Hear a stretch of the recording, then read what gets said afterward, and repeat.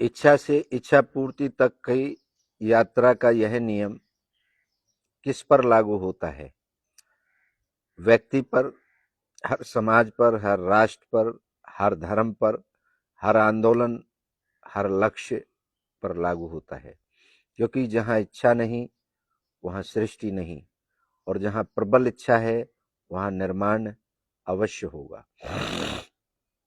इच्छा विचार बनती है, विचार लक्ष्य बनता है, लक्ष्य प्रयास बनता है, प्रयास क्रिया बनती है, और क्रिया परिणाम बनती है, और परिणाम अनुभव बन जाता है।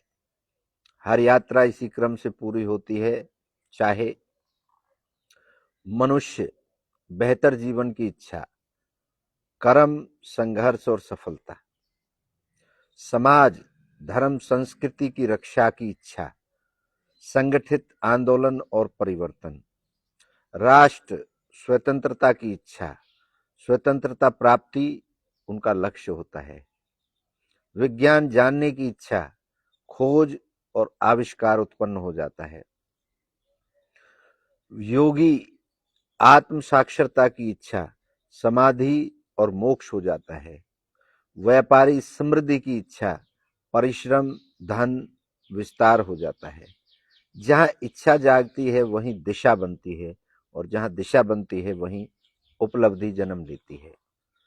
परम प्रबल इच्छा क्यों निर्णायक है? सामान्य इच्छा सपने बदलती है, प्रबल इच्छा वास्तविकता बदलती है।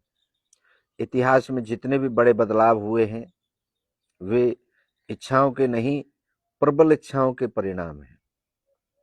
राम ने अधर्म के अंत की प्रबल इच्छा रखी, रावण का पतन हुआ। कृष्ण ने धर्म की पुनः स्थापना की प्रबल इच्छा रखी, गीता और महाभारत हुआ। बुद्ध ने दुख के अंत की प्रबल इच्छा रखी, बौद्ध धर्म पैदा हुआ।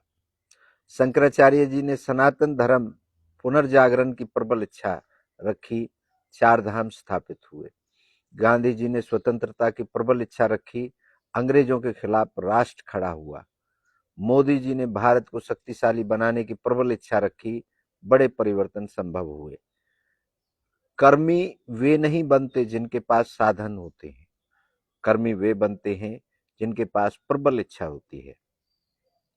गौ माता राष्ट्रमाता का उदाहरण आपने बिल्कुल सही मैंने कहा है, हमारे दर्शन ने कहा है।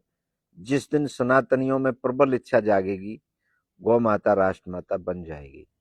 उस दिन यह परिणाम रोकना किसी के बस में नहीं रहेगा, क्योंकि ब्रह्म परम इच्छा, जिसे हम अपने दर्शन में परम इच्छा कहते हैं, जो सबकी जननी है, वो इच्छा सनातन धर्म में ब्रह्मांड ब्रह्म कहते हैं, विज्ञान में ब्रह्मांड कहते हैं, इच्छा के सामने झुक जाएगा।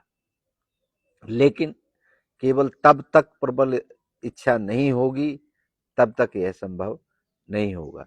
यदि इच्छा धीमी है, बहस होती रहेगी। यदि इच्छा मध्यम है, आंदोलन होते रहेंगे। और यदि इच्छा प्रबल है तो परिणाम आएंगे ही आएंगे। इच्छा पूर्ति दर्शन क्या कहता है? इच्छा बीज है, इच्छा पूर्ति फल है। बीज तभी वृक्ष बनता है जब उसे पूरा समर्पण, ऊर्जा, धैर्य, कर्म और दृढ़ निश्चय मिलता है। इच्छा सार्वभौमिक नियम है। इच्छा से इच्छा पूर्ति तक की यात्रा अनिवार्य है, और इस यात्रा में ही व्यक्ति अपना कार्य कर रहा है, लगा हुआ है। पूरा जिंदगी ही इच्छा से इच्छा पूर्ति तक के लिए जी रहा है। और यह नियम हर मनुष्य, हर समाज, हर राष्ट्र, सभी पर समान रूप से लागू होता है।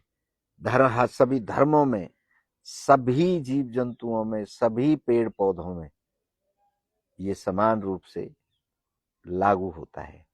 लेकिन लागू तब होता है, फल तब मिलता है जब आपकी प्रबल इच्छा हो, संकल्पित इच्छा हो। डामाडोल वाली इच्छा कभी पूर्ण नहीं होती, चमत्कार कभी नहीं होते, भाग्य कहीं नहीं होता।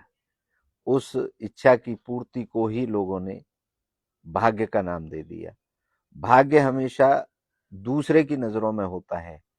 आप तो अपना कर्म कर रहे होते हैं, आप तो अपनी मेहनत कर रहे होते हैं, आप तो अपनी इच्छा की पूर्ति कर रहे होते हैं, लेकिन वो जब लोगों के सामने आता है तो वो उसको भाग्य का स्वरूप बना देते हैं, भाग्य का नाम दे देते हैं, जबकि दुनिया में भाग्य कतई कुछ भी नहीं होता। धन्यवाद।